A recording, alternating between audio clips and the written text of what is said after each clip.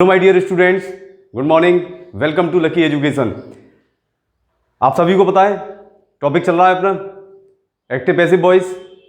Last video lecture में मैंने आपको कुछ बताया था फ्रेजल वर्ब्स के बारे में, तो कुछ फ्रेजल वर्ब्स मैंने यहाँ पर नोट कर दी और मैंने आपसे ये भी कहा था कि आप थोड़ा सा डिक्शनरी कंसल्ट करें या कोई बुक खरीद लें मार्केट से और उसमें प्रीपोजिशन बेस्ड जितनी भी फ्रेजल वर्ब्स हैं उनको आप थोड़ा सा अपने पास ज़रूर नोट डाउन करें।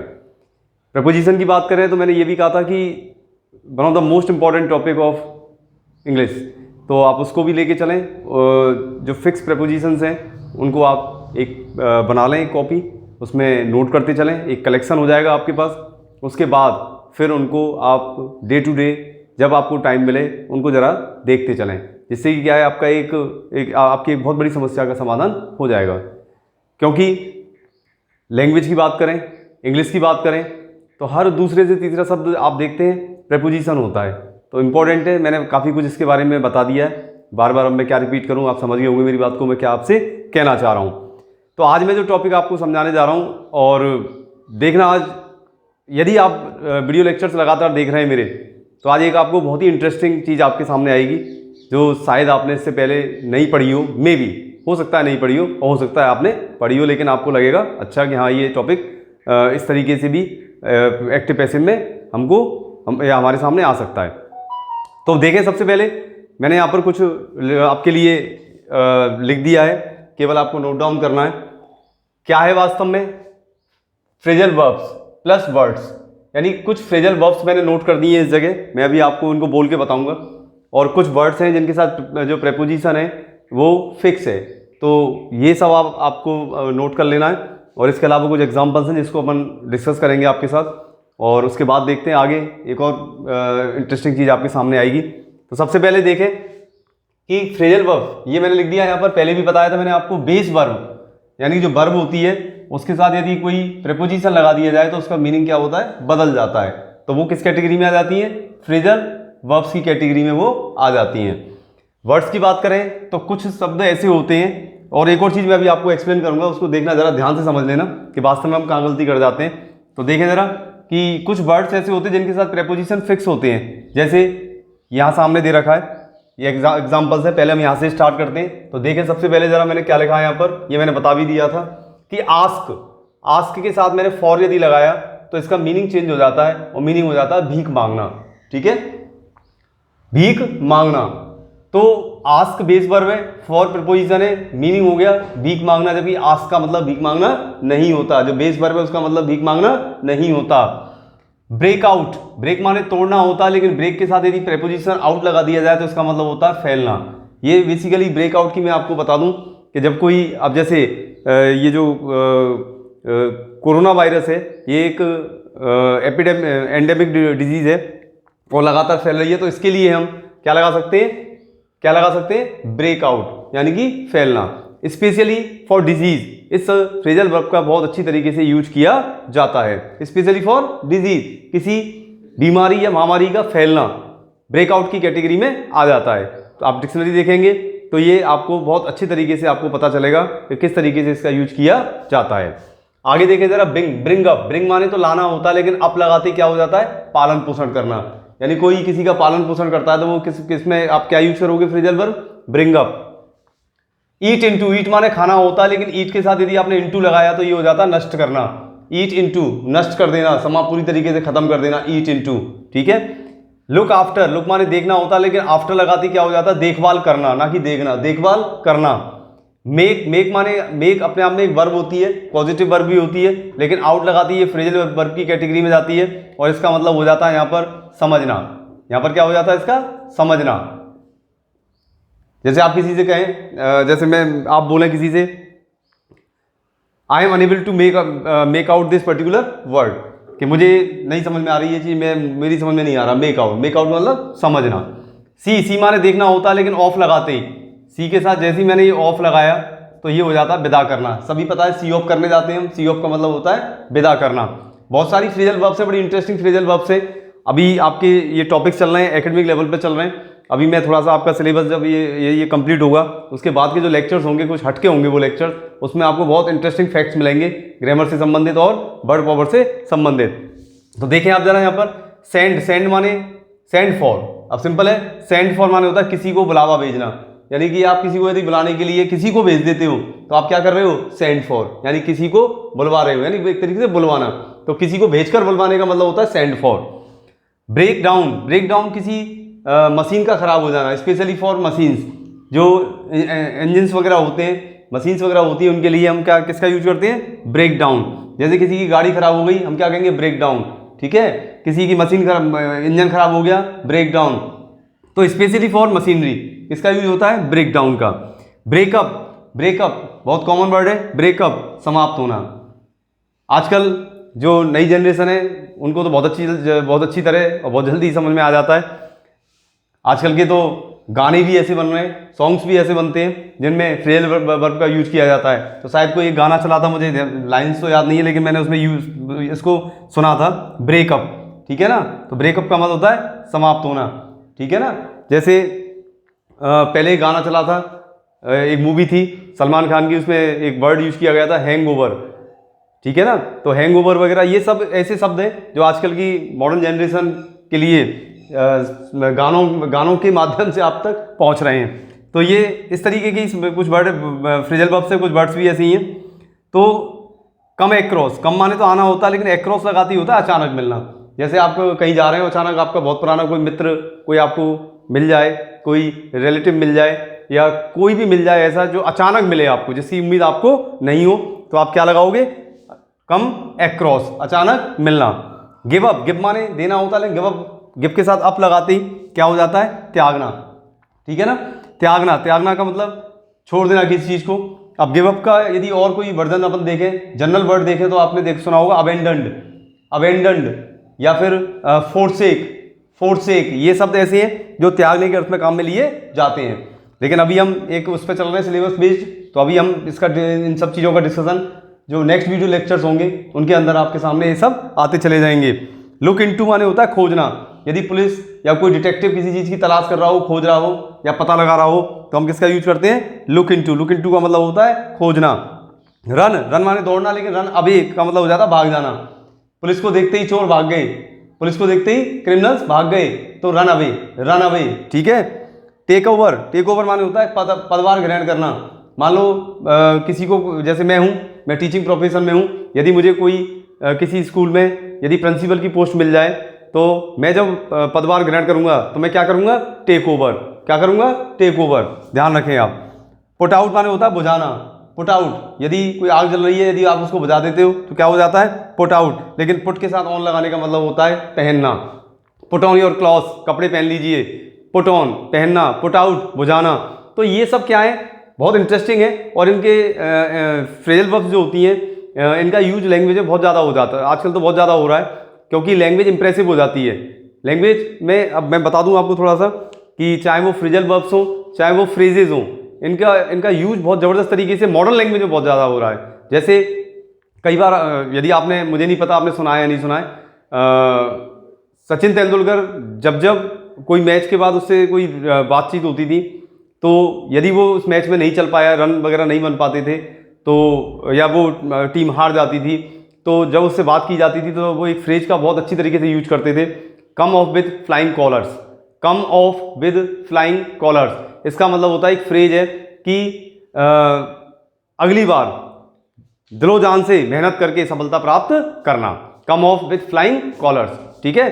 तो ये कई तरीके की ऐसे वो होती है फ्रेजेज जिनका आजकल बहुत ज़्यादा यूज किया जा रहा है। इसलिए थोड़ा सा मैं भी आपको जो गाइडेंस दे रहा हूँ, कुछ आप भी थोड़ा सा इन चीज़ों को पढ़ते चलें और नोट डाउन करते चलें, ठीक है ना। जैसे फ्रेज में यदि बहुत से लोग क्या करते हैं, अपने अपने बारे में बोलते चले जाते हैं, सामने वाले की नहीं सुनते हैं, तो उसके लिए एक फ्रेज बनाई गई है, बिलो योर ओन ट्रम्पेट। एक फ्रेज होती है बिलो योर ओन ट्रम्पेट, यानी कि अपनी अपनी सेकी बगाड़ना, अपने अपने बारे में बात करना, ठीक है ना। जैसे कई सारी फ्रेजेज हैं। अब जब फ्रेजेस पे आएंगे, जब बात करेंगे, अभी तो फिलहाल इसको आप देखें, नहीं तो कोई कलेक्शन शुरू हो जाएगा आपके सामने, फिर आपको कोई सर इनको नोट कर दीजिए, लिखा दीजिए, तो हम एक साथ ही लिखाएंगे आपको, तो ज़्यादा बढ़िया रहेगा, ठीक है। मैं फ्रेजल वर्ब्स और फ्रेजेस आपके लिए टाइम टू टाइम, अभी थोड़ा सा ये चल रहा है, इसके बाद मैं आपको यहाँ पर नोट कराता चलूँगा और आप उनको नोट डाउन अपने पास करते चलना। तो ये मैंने करा दिया। अब कुछ वर्ड्स होते हैं, जैसे ये तो बहुत कम है, ये तो कुछ भी नहीं है। इंग्लिश डिक्शनरी की बात करें तो 1,20,000 1,20,000 वर्ड्स हैं। अब उनको आपको, अब सब तो कोई पढ़ नहीं सकता, तो मेन जो है रूटीन के हैं, जो रूटीन में काम में आने वाले हैं उनको तो आप काम में ले सकते हैं और उनको याद कर सकते हैं। तो यहाँ पर आप देखें जरा, supply with, provide with, prefer to, insist on, insist का कॉमन वर्ड है, इसका मतलब होता है जिद करना। इंसिस्ट ऑन, जिद करना। कॉन्ग्रेचुलेट कॉमन वर्ड है, सब यूज करते हैं। ऑन। कंपेयर माने तुलना करना। आप किसी व्यक्ति से तुलना करोगे तो विद लगा देना, और किसी थिंग से तुलना करें तो टू लगा देना, ठीक है। एक्वेंट विद, आप हिंदी नोट कर लीजिए। एक्वेंट विद, परिचित होना। सरप्राइज्ड एट, आश्चर्यचकित हो जाना। रिप्लाई टू, जवाब देना।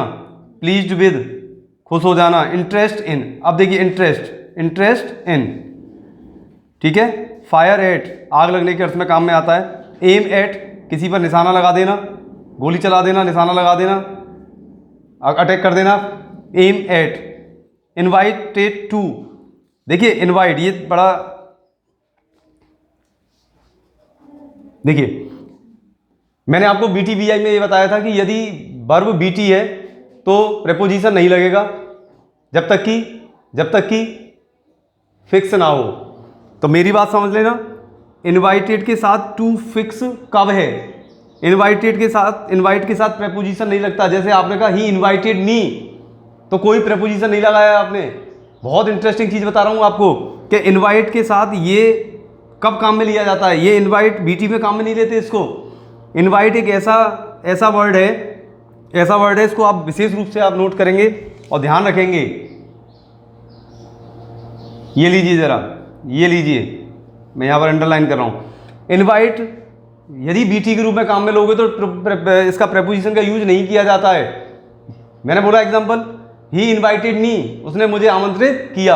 अब टू कब लगता है? जब कोई आपको डिनर पर या किसी दावत के लिए, ठीक है, आमंत्रित करे तो फिर आपको टू का प्रयोग करना है। जैसे ही इनवाइटेड मी टू डिनर, उसने मुझे डिनर पर आमंत्रित किया, ठीक है। ही इनवाइटेड मी टू लंच, तो ये जब आपको किसी के लिए इनवाइट किया जाए और ओकेजन आ जाए, ठीक है ना, कोई अवसर आ जाए, अवसर यदि दिया गया हो तो आपको इनवाइट के साथ टू का प्रयोग करना है। यदि आप डायरेक्ट बोलोगे ही इनवाइटेड मी, तब देख रहे हैं आप, फिर इसका यूज टू का, आप ऐसे नहीं बोलोगे ही इनवाइटेड टू मी, आप नहीं बोलोगे ही इनवाइटेड टू मी, यूज नहीं होगा। क्या होगा? ही इनवाइटेड मी। लेकिन यदि आपको किसी खाने के लिए, किसी भी दावत के लिए यदि आमंत्रित किया जा रहा है तो उस स्थिति में आपको टू का प्रयोग करना है। तो क्या हो जाएगा? ही इनवाइटेड मी टू डिनर, फिर इसके साथ टू का प्रयोग किया जाएगा। तो विशेष ध्यान रखना इस चीज का। नो टू, जानना। एडिक्टेड टू, एडिक्टेड बहुत कॉमन वर्ड है, एडिक्शन से एडिक्टेड बनता है। एडिक्टेड अपने आप में थर्ड फॉर्म है, और थर्ड फॉर्म को जब यूज करते हैं तो किस में बदल जाती है थर्ड फॉर्म? ये पार्टिसिपल में बदलती है, ध्यान रखना। तो ये एडजेक्टिव का फंक्शन करना शुरू कर देते हैं। कुछ ऐसी चीजें जैसे सरप्राइज्ड हुआ, सेटिस्फाइड हुआ, ये सब किस रूप में आ रही हैं आपके सामने? आपको लग MB2 रही है, MB2 के रूप में आप समझ रहे हैं, क्योंकि माई फ्रेंड सेटिस्फाइड मी। लेकिन इनडायरेक्टली यदि नॉलेज हो गई हो, समझ गए हो, तो वर्ब की थर्ड फॉर्म पास्ट पार्टिसिपल का भी काम करती है नहीं करती है, और उस समय ये क्या बन जाती है? फिर एडजेक्टिव बन जाती है। आप देख रहे हैं कई बार अब बच्चे कंफ्यूज हो जाते हैं। जैसे कब कंफ्यूजन हो जाता है आप समझ लीजिए इसको भी थोड़ा सा, जब सामने आएगी ये कुछ चीज़। तो ही एडिक्टेड टू का मतलब होता है आदी होना।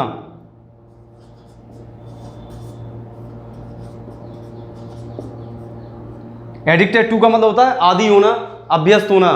जैसे कोई धूम्रपान का आदी हो जाए, कोई शराब पीने का आदी हो जाए, तो हम क्या शब्द यूज करते हैं? एडिक्टेड टू, ठीक है ना। एडिक्शन से बनता है एडिक्टेड।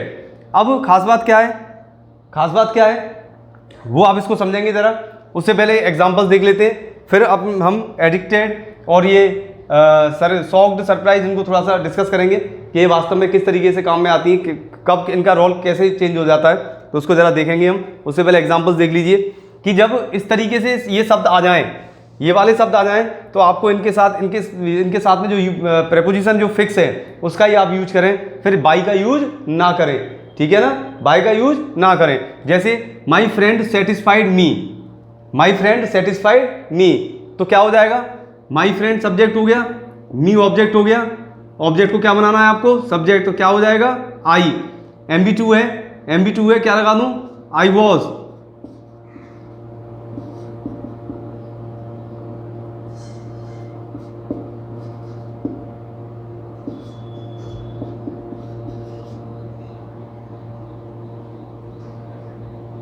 I was satisfied. अब सेटिस्फाई के साथ क्या लगता है, देखें जरा इसमें कहीं नजर आ रहा हो तो, दिख रहा है कहीं सेटिस्फाई के साथ, यदि नहीं हो तो आप नोट कर लेना, नहीं हो तो नोट कर लेना, नहीं है यहां पर शायद, सरप्राइज है, सेटिस्फाइड नहीं है, सेटिस्फाइड के साथ नोट कर लीजिए, आप लिख लेना सेटिस्फाइड विद, नोट कर लीजिए, I was satisfied with my friend, ठीक है ना। तो सेटिस्फाई के साथ क्या यूज करना है आपको, सेटिस्फाइड, सरप्राइज या सेटिस्फाइड विद का आपको यूज करना है। तो यहां पर देखें आप जरा, I was satisfied with my friend, इसमें नहीं है, तो एक बार जरा मैं बोल रहा हूं, शायद रह गया है, नहीं है इसके अंदर, चलो नोट कर लीजिए आप, मैंने लिख दिया यहां पर। तो सेटिस्फाइड यदि आ जाए तो आपको किसका प्रयोग करना है, विद, ये रहा, इसके साथ ये लगेगा और इसका आपको यूज करना है, ठीक है। इसको नोट कर लेना आप अपने पास, अलग से नोट कर लेना, इसमें टेबल जो बनाएंगे आप। हिज बिहेवियर सॉक्ड मी, नोट करना जरा, सॉक्ड, सॉक्ड का देखना जरा यहां पर आया क्या कोई, नॉक्ड, इसको भी नोट कीजिए आप,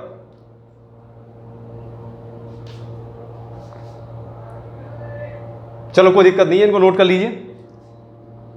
आई वॉज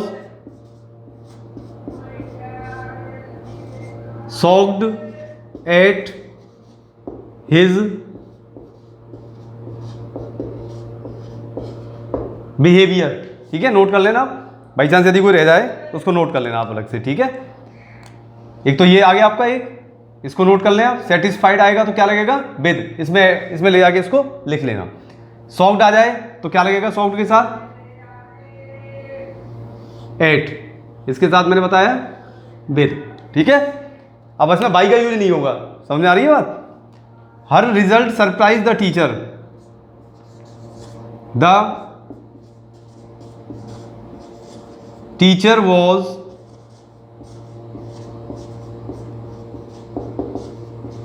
सरप्राइज्ड, देखना दिख रहा है क्या कहीं सरप्राइज, ये रहा, सरप्राइज्ड एट, क्या लग जाएगा, एट हर रिजल्ट, ठीक है। Mister Saxena knows me, know के साथ क्या लगता है, टू, मी का क्या हो जाएगा, आई, नोज आ रहा है, एम लगा दो, I am known to mister Saxena, ठीक है। यहां पर देख रहे हैं आप, क्या लग जाएगा, एट, यहां पर क्या लग जाएगा, टू। आगे देखें, समवन डिस्प्लीज्ड हर, प्लीज्ड, क्या लग रहा है, विद, प्लीज्ड विद, अपोजिट क्या हो जाता है, डिस्प्लीज्ड विद, ठीक है। तो क्या लग जाएगा इसमें, विद, तो क्या हो जाएगा, सी was displeased with, full stop, ठीक है, क्योंकि समवन, समबडी, इनका यूज नहीं होगा, ठीक है, मैंने पहले ही बताया है। तो आपका क्या रह जाएगा, सी वॉज डिस्प्लीज्ड विद। अब सबसे इंपॉर्टेंट बात आ रही है आपके सामने, यदि ये पैसिव आपके सामने कोई दे दे आपको, ठीक है, पैसिव आपके सामने इस तरीके से दे दे और आपसे क्या एक्टिव बनाओ, तो आपको किस चीज़ का ध्यान रखना है, आपको देखना है कि यदि ये यहाँ पर छोड़ दिया गया है, इसका मतलब इसमें कोई ना कोई ऐसा कोई ना कोई प्रोनाउन आ रहा है जो अवॉइड हम पैसिव में उसको कर देते हैं। तो आपको इस तरीके की चीज़ें कुछ याद रखनी है जिससे आपको दिक्कत नहीं आए, ठीक है ना।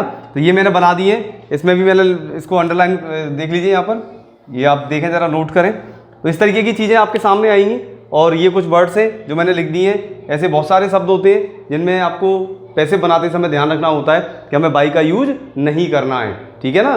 तो ये मैं यहाँ पर बता रहा हूँ। अब एक चीज़ आ रही है कि जो इम्पोर्टेंट चीज़ है उसको आप समझेंगे ज़रा, कि देखिए कभी कभार बहुत से लोग क्या बोल देते थे और बच्चे बहुत परेशान रहते थे, आई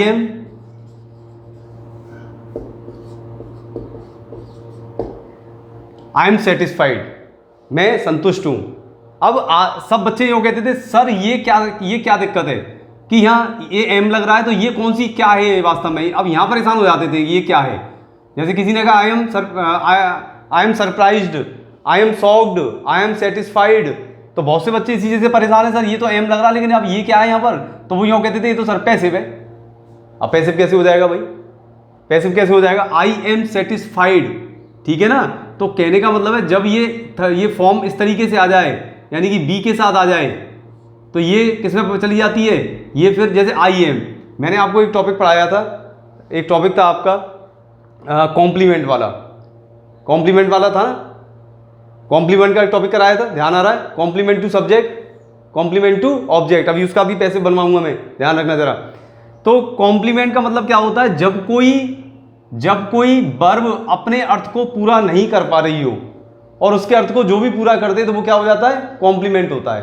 और कॉम्प्लीमेंट दो फॉर्म में आता है, या तो नाउन फॉर्म में आता है या फिर एडजेक्टिव फॉर्म में आता है, ठीक है। तो या नाउन फॉर्म या फिर एडजेक्टिव फॉर्म। जैसे एग्जाम्पल दिया, मैंने एक एग्जाम्पल बताता हूं आपको, टेवी इज अ कैट, ठीक है। अब यहां पर आप ध्यान रखेंगे कि सेटिस्फाइड क्या है। अब आपकी क्वेरी क्या है, सेटिस्फाइड क्या है। ये बहुत बच्चे परेशान रहे, बड़े लोग परेशान हैं इस चीज़ से, बहुत से लोग परेशान रहते हैं। हम बोल तो देते हैं साहब, हमें ये नहीं पता पड़ता कि हम इसको क्यों लिखते हैं, क्योंकि यहाँ ईडी लग जाता है। ऐसा कभी आपने सुना है, इस तरीके देखा कभी कि आई एम सेटिस्फाइड, तो आपने कभी कोशिश की इस चीज़ की कि यहाँ सेटिस्फाइड क्यों यूज किया गया है, सेटिस्फाई यूज क्यों नहीं किया गया। बस यही तो दिक्कत है। कारण क्या है कि यहाँ पर ये दोनों वर्ब अपना अर्थ देने में कैपेबल नहीं है, और इनके अर्थ को जो भी पूरा करेगा या तो वो नाउन होगा या फिर वो एडजेक्टिव होगा, या तो वो नाउन होगा या फिर एडजेक्टिव होगा, क्योंकि वर्ब के अर्थ को जो पूरा करता है वो क्या होता है, कॉम्प्लीमेंट होता है। वर्ब के अर्थ को जो पूरा करता है क्या होता है, कॉम्प्लीमेंट। मैं वीडियो लेक्चर पुराना देख लेना, मैंने इस टॉपिक को अलग से कराया था, कॉम्प्लीमेंट वाला, complement to subject, complement to object कराया था। तो कॉम्प्लीमेंट में मैंने यही कहा था कि जो कॉम्प्लीमेंट होता है वो हमेशा क्या होता है, जो वर्ब के अर्थ को पूरा कर दे। जो वर्ब अपने अर्थ को पूरा नहीं कर पा रही हो उसके अर्थ को जो पूरा कर दे वो कॉम्प्लीमेंट होता है। तो यहां पर देखिए आई एम बोल के आप यदि कहें आपसे किसी से आई एम, तो उसके अर्थ समझ में नहीं आएगा, लेकिन आपने कहा आई एम सेटिस्फाइड। अब दिक्कत क्या है कि जैसे ही आपने, अब दूसरी वर्ब तो यूज नहीं कर सकते ना, क्योंकि कॉम्प्लीमेंट लगाना है आपको, क्योंकि वर्ब का अर्थ इनकम्प्लीट है, तो कॉम्प्लीमेंट ये पूरा करता है इसके अर्थ को। तो यदि आप यहाँ पर और दूसरी वर्ब दे दोगे तो गलत हो जाएगा। तो आपको क्या लिखना है, या तो नाउन लिखो या एडजेक्टिव लिखो। तो देखिए जैसे ही आपने सेटिस्फाइड लिखा तो सेटिस्फाइड क्या हो जाता है, सेटिस्फाइड हो जाती है MB3, ठीक है। यहाँ पर MB3 किस रूप में आ रही है, लेकिन ये ध्यान रखना, कहने का मतलब क्या होता है कि यदि बी की फॉर्म हो उसके साथ MB3 का यूज कर दिया जाए तो वो MB3 किस में पहुंच जाती है, पार्टिसिपल में पहुंच जाती है। किस में जाती है, सीधी पार्टिसिपल में पहुंचती है। और पार्टिसिपल किसका फंक्शन करता है, फिर एडजेक्टिव का फंक्शन करता है। तो यहां पर जो सेटिस्फाइड है वो अपने आप में वर्ब नहीं है MB3 की बजाय वो क्या है, यहां पर है कॉम्प्लीमेंट। और कॉम्प्लीमेंट का फंक्शन कौन करता है, एडजेक्टिव करेगा या फिर कौन करेगा, नाउन करेगा। यहां पर कैट क्या है, नाउन है। यहां पर सेटिस्फाइड क्या है, MB3 है, और बी के साथ आ रही है। बी के साथ जब MB3 जुड़ती है, बी प्लस MB3 जुड़ती है तो वो किसका फंक्शन करती है, फिर वो फंक्शन करती है एडजेक्टिव का। हमेशा ध्यान रखना, B प्लस MB3 बराबर क्या हो जाता है, एडजेक्टिव हो जाता है। ये फार्मूले हैं मैथमेटिकल। क्या मतलब निकला कि बी की फॉर्म क्या है, इज RM, बी की फॉर्म ये M, तो B प्लस MB3 क्या बन जाता है, एडजेक्टिव बन जाता है। इसलिए यहां पर हम बार बार जब हम बोलते हैं तो हम क्या कहते हैं, I am satisfied, I am shocked. क्यों बोलते हो आप शॉक्ड, क्या है शॉक्ड, कौन सी फॉर्म है, एम के साथ कौन सी फॉर्म है, आप पैसिव में बात कर रहे हैं, आप पैसिव में बात नहीं कर रहे हैं। आप किस में बात कर रहे हैं? उस समय आप कॉम्प्लीमेंट में बात कर रहे हैं, क्योंकि कॉम्प्लीमेंट या तो एडजेक्टिव होता है या फिर नाउन होता है। और जब आप सेटिस्फाई छोड़ दोगे तो फिर वो वहाँ पर कॉम्प्लीमेंट का फंक्शन नहीं करेगी, क्योंकि सेटिस्फाई क्या होती है? वर्ब हो जाती है, और वर्ब कभी कॉम्प्लीमेंट का फंक्शन नहीं करती है। इसलिए हमें थर्ड फॉर्म लेनी पड़ेगी, क्योंकि थर्ड फॉर्म वर्ब की जो होती है वो किसका फंक्शन कर देती है? वो खुद MB3 भी होती है, और वो अपने आप में पार्टिसिपल का भी फंक्शन कर देती है। और पार्टिसिपल क्या होता है? पार्टिसिपल होता है एडजेक्टिव का फंक्शन कर देता है। यानी MB3 जब पार्टिसिपल के रूप में आएगी तो किसका फंक्शन करेगी? एडजेक्टिव का फंक्शन करेगी। एक बहुत बड़ा फैक्ट, बहुत बड़ा कहते हैं कंसेप्ट मैं आज आपको दे रहा हूं, जिसमें बहुत से लोग उलझे हुए रहते हैं, परेशान रहते हैं, उसको आप समझ लेना। आपको ये क्या याद रखना है? B + MB3 यदि आती है तो वो किसका फंक्शन शुरू कर देती है? वो एडजेक्टिव का फंक्शन शुरू कर देती है। कब? जब कॉम्प्लीमेंट के रूप में हमें यूज करना हो। ये भी एक शर्त है, किस रूप में करना हो? As a complement. तो यहां पर ये क्या है? यहां पर ये है कॉम्प्लीमेंट। यहां पर ये क्या है? कॉम्प्लीमेंट। ठीक है, तो ये आपको ध्यान रखना है, इसीलिए मैंने बताया था। एक और चीज अब आपको लेके चलते हैं, फिर भी आपके मन में कोई डाउट हो, कोई दिक्कत हो तो आप मुझसे बिल्कुल डिस्कस कर सकते हैं। आप अपनी क्वेरी पूछ सकते हैं, चैट बॉक्स में जाएं और अपनी क्वेरी पूछें, मैं उसको आपको समझा दूंगा। लेकिन कुछ चीज़ें ऐसी हैं जो आपको बहुत ज़्यादा ध्यान रखनी है। एक खास बात और मैं आपको बता देता हूँ आज, कि प्रीपोजिशन जो होता है इंपॉर्टेंट, मोस्ट इंपॉर्टेंट मैं लिख रहा हूं यहां पर एम मोस्ट और इंपॉर्टेंट। यदि आप लोग समझ सके मेरी बात को तो एक बहुत ही इंपॉर्टेंट चीज मैं आपको बता रहा हूं। वो इंपॉर्टेंट चीज क्या है? वो इंपॉर्टेंट चीज है, तो देखना जरा ध्यान से।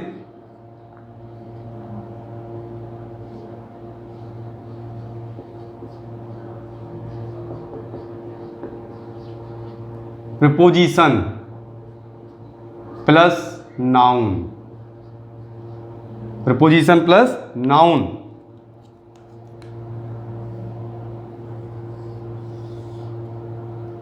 प्रीपोजिशन प्लस नाउन, समझ लेना जरा ध्यान से।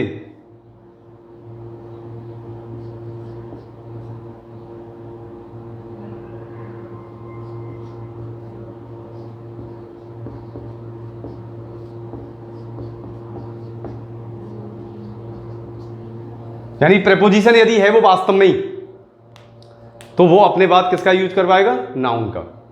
ये ध्यान रखें आप। यदि प्रेपोजिशन है तो उसके बाद क्या आएगा? नाउन। ठीक है, कैसे आएगा आप इसको समझें जरा। यहां पर मैं इसको थोड़ा सा हटा रहा हूं, इसको नोट कर लेना, देखें जरा।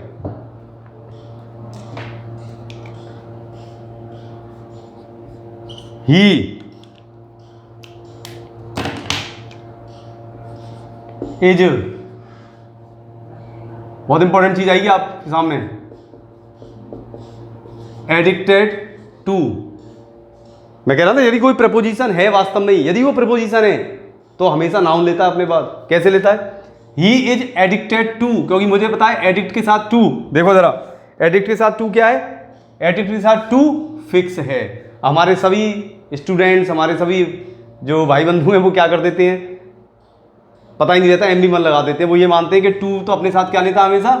MB1। जैसे I want to go, I want to eat, I want to drink, I want to run, मैं दौड़ना चाहता हूँ, खाना चाहता हूँ, भागना चाहता हूँ, तो आप क्या लिखते चलते हो? आई वॉन्ट टू रीड, मैं पढ़ना चाहता हूँ, I want to read a book. तो आप क्या मानते हो कि टू के बाद हमेशा क्या आएगा? MB1 आएगा। ऐसे याद मत करो, ऐसे याद मत करो। यदि टू वास्तव में ही प्रेपोजिशन है तो टू के दो फंक्शन होते हैं, टू के दो फंक्शन है। टू यदि प्रपोजिशन है,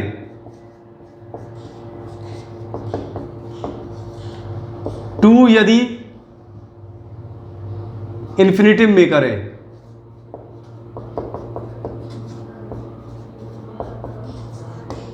यदि टू प्रपोजिशन है तो हमेशा नाउन लेगा। तो आप देखिए जरा, एक सेंटेंस लिख रहा हूं, ही इज एडिक्टेड टू, क्या आना चाहिए? मैं एक वर्ब लिख रहा हूं, टेक।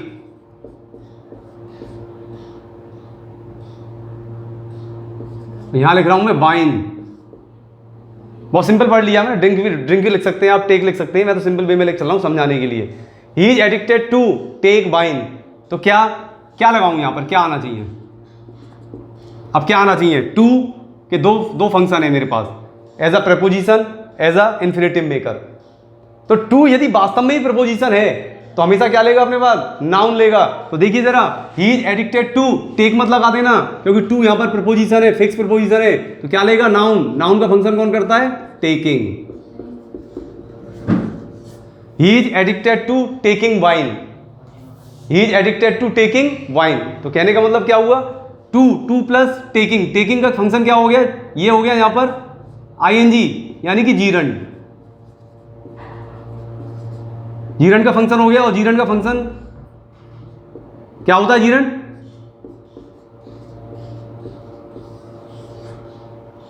जीरंड क्या होता है, नाउन।